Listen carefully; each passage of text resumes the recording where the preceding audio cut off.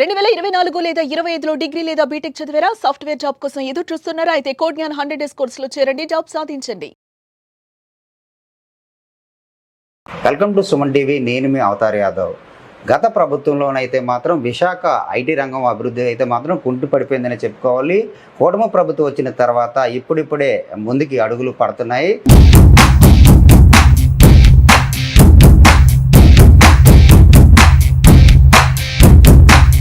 ఇప్పటికే మనకి తెలిసినంత వరకు టీసీఎస్ అయితే మాత్రం వైజాగ్ వచ్చిందని చెప్పేసి ఇంక మంది అంటే ఎన్ని కంపెనీలు రాబోతున్నాయి, ఇక్కడ వైజాగ్ అభివృద్ధి ఎలా ఉండబోతుందని మనతో పాటు మాట్లాడడానికి సింబాసిస్ CEO అలాగే Rushikonda IT SEZ vice president Naresh Kumar గారు ఉన్నారు. ఆయన తెలుసుకున్నారు. సార్ నమస్తే సార్. అది విశాఖలోనైతే మాత్రం ఐటీ కంపెనీలు రావడానికి చాలా ముందు అడుగులు వేస్తాయని మనకు తెలుస్తుంది. అసలు ఎన్ని కంపెనీలు రాబోతున్నాయి, అసలు ఎంతమంది ఎంప్లాయ్మెంట్ రాబోతుంది సార్? ఒకటి అండి, first this is chief minister గారు అబ్బాయి నారా లోకేష్ గారు అవుతాం వల్ల, ఆయన ఐటీ మంత్రి అవుతాం వల్ల ఆయన మాట్లాడిన దానికి కాన్ఫిడెన్స్ ఉంది పబ్లిక్కి. అంటే ఈయన చెప్పింది చేస్తారని నమ్మకం ఉంది. ఆయన కూడా ఆయన చెప్పినట్టు టక్ టక్ టక్ టక్ చేసుకెళ్ళి వెనక ముందు చూడకుండా వాళ్ళు ఏమడిగితే వాళ్ళు ఈస్ గివింగ్ ఆలోచించట్లా.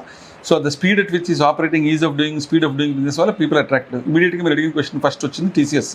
వాళ్ళు 12,000 పీపుల్కి ఎంప్లాయ్మెంట్ ఇస్తా ఉన్నారు. 1,500 కోట్లు పెట్టి క్యాంపస్ ఇస్తా అంటున్నారు. వాళ్ళకి ఆల్రెడీ 22 ఎకరాల ల్యాండ్ కూడా అలాట్మెంట్ అయిపోయిందండి. సో టీసీఎస్ ఇప్పుడు స్టార్ట్ చేయొచ్చు. మీరు ఆ క్యాంపస్ కడతాక 3 years పడుతుంది. ఏది బిల్డింగ్ అంటే బిల్డింగ్ గాల్లోంచి రాదు కదండి. They are building a very big building. 22 ఎకరాల క్యాంపస్ కడతారు. So I think it take about 2 to 3 years to build. వాళ్ళు కమిటెడ్ ఎంప్లాయ్మెంట్ 12,000. నాకు నెక్స్ట్ ఇయర్ నుంచి I think they will start in rented building.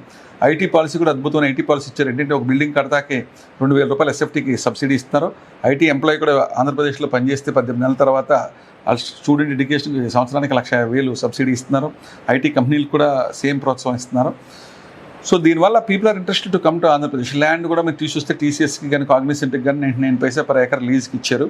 అలాగే Cognizant is giving employment for 8,000 people అండి. Cognizant is announced. ఇవన్నీ కూడా వరల్డ్లో top IT companies అండి. Road మీద వెళ్ళే కంపెనీలు ఏంటి ఇప్పుడు అబద్ధం చెప్పారు అనుకోవచ్చు. వాళ్ళకి అంత అవసరం కూడా లేదు. టీసీఎస్ ప్రాఫిట్ కూడా 3 నెలల క్వార్టర్కే 18,000 కోట్ల ప్రాఫిట్ ఉండాలి. So they don't need to tell stories to comes. ఇవన్నీ జరిగి అని మీకు డౌట్ ఉండొచ్చు వస్తాయరా అంటే ఆ లెవెల్ ఆఫ్ ప్లేయర్స్ వాళ్ళు, వరల్డ్లో టాప్ ప్లేయర్స్ వీళ్ళు. So TCS will come with 12,000 people. Cognizant committed with 8,000 people. 20,000 మంది వీళ్ళు ఇద్దరే కన్ఫర్మ్ చేశారండి. ఇది కాకుండా Google is setting up a big data centre in Vizag. MOU sign అయింది. ఇక ల్యాండ్ అలొకేషన్ హ్యాండ్ ఓవర్ జరగలే. బట్ 100% జరుగుద్దని నమ్మకం నాకు ఉంది. అలాగే అదానీ డేటా సెంటర్ గతంలో 20,000 కోట్లు పెట్టుబడి ఆగిపోయింది. 5 years నుంచి ఏం జరగలే. ఇప్పుడు ఈ కూటమి ప్రభుత్వం they have given them environment clearance. So వాళ్ళు కూడా స్టార్ట్ అవుతారు. That is a more than 20,000 to 30,000 crores investment అండి. వీళ్ళందరికంటే పెద్దదే. వీళ్ళందరి మీద 20-30 రెట్లు. అందుకని చెప్తున్నాను మీకు, జరగందే. వీళ్ళు తీసేసింది 1,500 కోట్లు, వీళ్ళు కూడా 1,000 కోట్లు, కానీ ఇది 20-30 కోట్లు Adani data centre. Google data centre కూడా పెద్ద వస్తుంది. అది కాకుండా మన లోకేష్ గారు బెంగళూరు వెళ్ళినప్పుడు ఒక సత్వ అన్న గ్రూప్తో 1,500 కోట్లు ఆంధ్రప్రదేశ్లో ఇన్వెస్ట్ చేసేలాగా, అప్ టు 10,000 పీపుల్ ఎంప్లాయ్మెంట్ వచ్చేలాగా వాళ్ళు క్రియేట్ చేసేలాగా వాళ్ళు ప్లాన్ చేస్తున్నారు. అలాగే ANSR గ్రూప్ అని గ్లోబల్ కేపబిలిటీ సెంటర్స్ అండి, GCC సెంటర్. మామూలు ఐటీ ఆఫీస్కి GCCకి తేడంటే ఒక ఫారిన్ కంపెనీ, ఒక ఫారిన్ కంట్రీలో ఉన్న ఆఫీస్ ఎలా ఉంటుందో కంప్లీట్ సెంటర్ పెట్టేస్తారు అన్నమాట. అంటే వాళ్ళ ఫ్రంట్ ఆఫీసు, వాళ్ళ బ్యాక్ ఆఫీసు, వాళ్ళ customer relations, research and development, actual core processing, వాళ్ళ రీసెర్చ్ అండ్ మొత్తం అన్ని ఫ్యాకల్టీస్ అందులో ఉంటాయి. And they can connect with any other GCC in the world. 24/7 operations, international స్టాండర్డ్స్లో ఆఫీస్ ఉంటుంది, ఇంటర్నేషనల్ క్వాలిటీ వర్క్ ఎన్విరాన్మెంట్ ఉంటుంది. So and every function of the company will అంటే 360-degree view of the global capabilities. అలాగే health కేర్లో రావచ్చు, బ్యాంకింగ్లో రావచ్చు, రీసెర్చ్లో రావచ్చు, ఆర్టిఫిషియల్ ఇంటెలిజెన్స్ రావచ్చు. సో ANSR గ్రూప్ అనేది they are specialising in GCC అండి. వాళ్ళు ఇన్వెస్ట్ చేశారు. దాని పొటెన్షియల్ కూడా వాళ్ళు కూడా 30 acresలో they are going to build global development centres. అలాగే ఈ కొత్తగా వీళ్ళు వచ్చిన వీళ్ళు కాకుండా బ్యాక్ ఆఫ్ దిస్ అమరావతిలో చంద్రబాబు నాయుడు గారు క్వాంటమ్ వేలని 50 ఎకరాల్లో పెట్టి IBM వరల్డ్లో ఫాస్టెస్ట్ సూపర్ కంప్యూటర్ తీసుకొస్తున్నారు, క్వాంటమ్ కంప్యూటర్ అని. అది 156 qubit అండి. ఇంచుమించు ఆ కంప్యూటర్ కాస్టే 1,000 కోట్లు ఉంటుంది. అలాగే దాని TCSని సాఫ్ట్వేర్ మేనేజ్ చేయమని, L&Tనేమో బిల్డింగ్ కట్టమన్నారు. నెక్స్ట్ ఇయర్ కల్లా ఆపరేషన్ తీసుకోమన్నారు. సో హైదరాబాద్లోని, బెంగళూరులోని, ఇండియాలో లేనిది, సౌత్ ఈస్ట్ ఏషియాలో లేనిది అంత టెక్నాలజీ ఉన్న కంపెనీలు తీసుకొస్తున్నారు. అన్ని R&D కంపెనీలకి బాగా దోహదపడతాయండి. సో రీసెర్చ్ అండ్ డెవలప్మెంట్ ఉన్న కంపెనీస్ అన్నీ కూడా ఆ ప్రాంతానికి వచ్చి పూర్వకు మీరు చూసింది నథింగ్.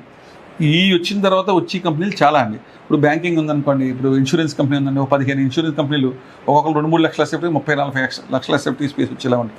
అలాగే ఫార్మాలో రీసెర్చ్ కావాలనుకోండి, క్వాంటమ్ వేల్లో ఈజీగా 10-20 లక్షలు R&D బేస్డ్ ప్లస్ రెగ్యులర్ డెవలప్మెంట్తో కూడా రావచ్చు.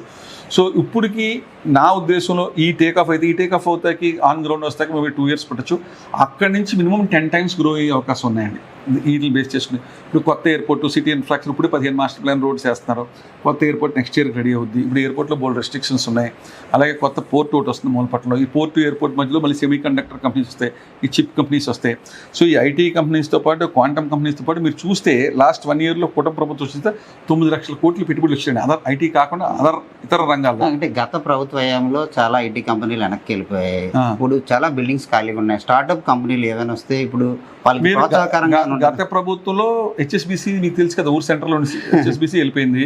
IBM కూడా ఉండేదండి మన రిషికొండలో, వాళ్ళు కూడా వెళ్ళిపోయారు. చిన్న కంపెనీలు లోకేష్ గారు అప్పుడు రెంట్ ఫ్రీ స్కీమ్ కింద పెడితే ఒక 100 కంపెనీల దాకా వచ్చినాయండి. అవి 100 కంపెనీలకు చిన్న కంపెనీలు మొత్తడిపోయినాయి. స్టార్ట్అప్ విలేజ్లో 100 స్టార్ట్అప్స్ ఉంటే అవి కూడా మొత్తడిపోయినాయి. అదే మనం మాట్లాడుకోవడానికి ఇప్పుడు స్టార్ట్అప్ కంపెనీలు ఏమైనా వస్తే ఇప్పుడు మన ఐటీ సిటీలో ఖాళీగా బిల్డింగ్స్ ఉన్నాయి, వాళ్ళకి ఉన్న బలంగానే వాళ్ళు ప్రొడక్షన్ స్టార్ట్ చేసుకోవచ్చు. ఇప్పుడు మిలీనియం టవర్ అని గవర్నమెంట్ బిల్డింగ్ ఉందండి, 3 లక్షల స్క్వేర్ ఫీట్ ఖాళీగా రెడీగా ఉంది. అలాగే VMRDA బిల్డింగ్ కూడా కట్టారు, వాళ్ళది రెడీగా ఉంది. అలాగే ప్రైవేట్ ఇన్ఫ్రాస్ట్రక్చర్ కూడా 5 లక్షల నుంచి 10 లక్షల చదరపడుగు వాళ్ళు వాడుకోగా మిగిలిన స్పేస్ ఉంది. సో కొత్త కంపెనీలు వస్తే ఇస్తే ప్రాబ్లం లేదు. But everybody wants to TCS లాంటి పెద్ద పెద్ద players they want to build their own buildings. వాళ్ళు చాలా పెద్ద ప్లేయర్స్. ఏదో స్టార్ట్ చేస్తాకే హైరింగ్ కోసం ఫస్ట్ 1 year కోసం తీసుకుంటారు కానీ but eventually they want to build their own big campuses. మనం మాట్లాడుకునేది వాళ్ళ గురించి కాదు, వాళ్ళకైతే ఇన్ఫ్రాస్ట్రక్చర్ అయిన తర్వాత టైం పడుతుంది. స్టార్ట్అప్ విలేజ్ ఉంది కదండి. ఇప్పుడు ఆంధ్ర యూనివర్సిటీలో స్టార్ట్అప్ విలేజ్ ఉంది. 135 startups functioning in Andhra university. ఇప్పుడు ఇక్కడ కూడా స్టార్ట్అప్ విలేజ్ ఉంది. ఇప్పుడు కూడా దాన్ని ప్రోత్సహిస్తే they can also be incubated virtual అండి. వీళ్ళు గైడెన్స్ ఇస్తే వాళ్ళ ఇంటికాడ నుంచి కూడా వర్క్ ఫ్రమ్ హోమ్ చేసుకోవచ్చు. అక్కడ ఇక్కడ పనిచేసి ఇంకొక మీరు అడిగిన మంచి క్వశ్చన్ అంటే హైదరాబాద్లో ఉన్నప్పుడు టెక్ స్టార్ట్అప్ లాగా ఇంకొక ఓన్లీ ఫర్ స్టార్ట్అప్స్ ఇంకో బిల్డింగ్ కడితే డెఫినెట్గా that's a very good idea. Lokesh గారికి మీరు కనపడండి, మీరు కూడా చెప్పండి, మేము కూడా చెప్తాం. ఓన్లీ ఫర్ స్టార్ట్అప్స్ ఒక టెక్ స్టార్ట్అప్ అని చెప్పి ఏ స్టార్ట్అప్ అని వాళ్ళకి పెద్ద కంపెనీలకే కాకుండా చిన్న కంపెనీలకు కూడా ఆల్రెడీ ఉంది స్టార్ట్అప్ విలేజ్. దాన్ని ఎక్స్పాండ్ చేయగలనా, దాని పక్కన ఇంకొక స్టార్ట్అప్ ఇన్క్యుబేటర్ అని STPI ద్వారా కడితే ఎవరైతే మన విశాఖపట్నం చెప్పుడు 20 ఇంజనీరింగ్ కాలేజ్ ఉన్నారో వాళ్ళు ఉద్యోగాలు చేయలేకుండా వేరే వాళ్ళ దగ్గరికి వెళ్ళకుండా వాళ్ళు సొంత కంపెనీ పెట్టుకుంటే ప్రోత్సాహం ఇచ్చేలాగా ఫ్రీగా పవర్ ఇంటర్నెట్ స్పేస్ ఒక 1 year వరకు ఇస్తే డెఫినెట్గా that will be the next level of planning అండి. ప్రస్తుతానికైతే ఉన్నది స్టార్ట్అప్ విలేజ్ ఉంది, బట్ అది ఈజీగా ఫిల్ అయిపోవచ్చు. సో సరిపోదు. ప్లానింగ్లో సీఎం గారికి కానీ లోకేష్ గారికి స్టార్ట్అప్స్ ప్రమోట్ చేస్తాకే ఒక 4-5 లక్షల స్క్వేర్ ఫీట్తో ఒక స్టార్ట్అప్ విలేజ్ పెడితే ఆంధ్రప్రదేశ్ కాదు ఇండియాలో ఉన్న స్టార్ట్అప్స్ అన్ని వచ్చే అవకాశాలు కూడా ఉన్నాయండి. అంటే నేను ఆఖరిగా చెప్పండి, ఈ కూటమి ప్రభుత్వం హయాంలో ఐటీ రంగం ముందుకు ఇంకా స్వరంగా పరిగెడుతుంది అంటారా? మీకు అందులో డౌట్ అక్కర్లేదండి. ఇప్పుడు వన్స్ ఇన్ఫోసిస్ స్టార్టెడ్ ఆపరేషన్స్, అప్పుడు పాతంలో జస్ట్ స్టార్ట్ చేశారు, ఇప్పుడు ఫుల్ అయిపోయింది క్యాంపస్. TCS కూడా పెడుతున్నారు, కాగ్నిజెంట్ పెడుతున్నారు, ANSR వస్తున్నారు, తత్వ వస్తున్నారు, గూగుల్ ఇస్తున్నారు. చంద్రబాబు నాయుడు గారు ఇంతకుముందు ఏమి లేనప్పుడే మైక్రోసాఫ్ట్, ఇప్పుడు గూగుల్ తీసుకొస్తున్నారు, మైక్రోసాఫ్ట్ తీసుకురాకుండా ఉంటారా? సో అలాంటి పెద్ద పెద్ద కంపెనీలు తీసుకొస్తారు. సో పూర్వకు మీరు చూసింది నేను అంటే ట్రైలర్ కూడా కాదండి. What you have seen now in my opinion 5 years అలా టర్మ్ ఉంది. ఈ 1 yearలో మీరు గుర్తుపెట్టుకోండి, 1 yearలో 9 లక్షల కోట్లు వచ్చినాయి ఐటీలో మీరు చెప్పినవి చాలా తక్కువ. నాన్ ఐటీలో 9 lakh crores వచ్చింది. 1,80,000 కోట్లు సెంట్రల్ గవర్నమెంట్ NTPC ద్వారా వచ్చింది. 1,30,000 కోట్లు పెట్టి అర్సర్మెటల్ నక్కపల్లి వచ్చింది. 1,00,000 కోట్లు పెట్టి BPCL రిఫైనరీ వచ్చింది. 3 లక్షల కోట్లు రెన్యూబుల్ ఎనర్జీ కూడా షార్టేజ్ లేకుండా wind energy, solar energy, pumped energy. So there is so much happening in Andhra Pradesh ఐటీలోనే. ఇంకా మీరు చెప్పిన ఇన్ని పేర్లు వచ్చినా కూడా it is just the beginning. Trailer అనుకోండి, సినిమా ట్రైలర్ కూడా కాదు ఇది. దీనికి 10 రెట్లు వస్తాయి in my opinion next 5 years.